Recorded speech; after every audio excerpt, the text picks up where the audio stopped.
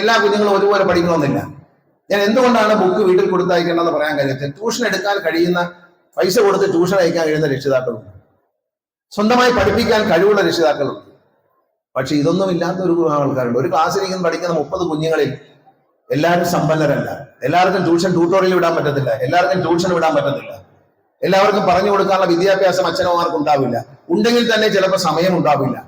ഇതെല്ലാം കണക്കിലെടുത്തുകൊണ്ടാണ് കുഞ്ഞുങ്ങളുടെ വർക്കും ഹോംവർക്കും ക്ലാസ് മുറിയിൽ തന്നെ ആകട്ടെ എന്ന് ഞാൻ പറഞ്ഞത്. ഇവിടെ ഇത് അട്ടിമറിക്കാൻ ശ്രമിച്ചത് ആരാണെന്ന് എനിക്കറിയാം. താഴെ കുറച്ച് ട്യൂട്ടോറിയലുണ്ട്. പിള്ളേരെ അവിടെ പുസ്തകം കൊണ്ട് പോയാലേ അവിടെ പഠിപ്പിക്കാനാകൂ. അതുകൊണ്ട് ഇവിടെ രക്ഷിതാക്കൾ പറഞ്ഞു കൊടുക്കും, ഒന്നും പഠിപ്പിക്കാൻ പറ്റുന്ന, ബുക്ക് വേണം. എന്താണെന്നറിയാം, അധ്യാപകർ പഠിക്കുന്ന മോശമല്ല, അവർക്ക് ട്യൂഷൻ നടക്കണമെങ്കിൽ ഈ കുഞ്ഞുങ്ങൾ ബുക്കും കൊണ്ട് പുറത്തിറങ്ങണം.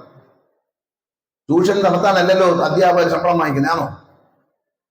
നല്ല ശമ്പളം മറ്റേത് ഡിപ്പാർട്ട്മെന്റ് വാങ്ങിക്കുന്നതിനേക്കാളും നല്ല ശമ്പളം, സെക്രട്ടേറിയറ്റ് ജീവനക്കാരേക്കാൾ നല്ല ശമ്പളം അധ്യാപകർ വാങ്ങിക്കുന്നത്. അപ്പൊ അത് അവർ പഠിപ്പിക്കാനാണ് വാങ്ങുന്നത്, അത് പഠിപ്പിച്ചു തന്നെ ആവണം എന്നുള്ളതാണ്. മറ്റുള്ളവർ പഠിപ്പിക്കുന്നോ നോക്കണം, പക്ഷെ RBHS പഠിപ്പിക്കണം, അത് വളരെ നിർബന്ധമാണ്. ട്യൂട്ടോറിയൽ കോളേജിൽ അയക്കാൻ എല്ലാവരെയും പൈസ ഉണ്ടോ? ട്യൂഷൻ ടീച്ചർ എടുത്താൽ എല്ലാ രക്ഷിതാക്കൾക്കും പൈസ ഉണ്ടോ? വീട്ടിൽ വന്നാൽ കുഞ്ഞിനെ കണക്ക് പറഞ്ഞു കൊടുത്താൽ എല്ലാ അധ്യാപകർക്കും രക്ഷിതാക്കൾക്ക് കഴിയുമോ? ഇല്ല. അത് നമ്മൾ മനസ്സിലാക്കണം. ഇത് ക്ലാസ് എന്ന് പറയുന്നത് യഥാർത്ഥ സോഷ്യലിസമാണ്. ജാതി മത വ്യത്യാസങ്ങളില്ലാതെ പണക്കാരനും പാവപ്പെട്ടവരും വ്യത്യാസത്തിൽ ഒരേ യൂണിഫോം ഇട്ട് ഒരേ ബെഞ്ചിൽ ഇരുന്ന് പഠിക്കുന്ന ഈ ക്ലാസ് മുറിയാണ് ലോകത്തെ ഏറ്റവും സോഷ്യലിസ്റ്റ് കേന്ദ്രം. സാമൂഹികമായി ഏറ്റവും വലിയ സമത്വം നിലനിൽക്കുന്ന സ്ഥലം ക്ലാസ് മുറിയാണ്. അവിടെ ജാതിയില്ല, മതമില്ല, പണക്കാരനില്ല, പാവപ്പെട്ടവനില്ല, ഒന്നുമില്ല. എല്ലാവരും ഒരുമിച്ചിരുന്ന് പഠിക്കുന്ന ഒരു മുറിയുണ്ട്. ആ മുറിയാണ് ഏറ്റവും വലിയ നമ്മുടെ സംസ്കാരത്തിന്റെ ഭാഗ്യം എന്ന് പറയുന്നത്.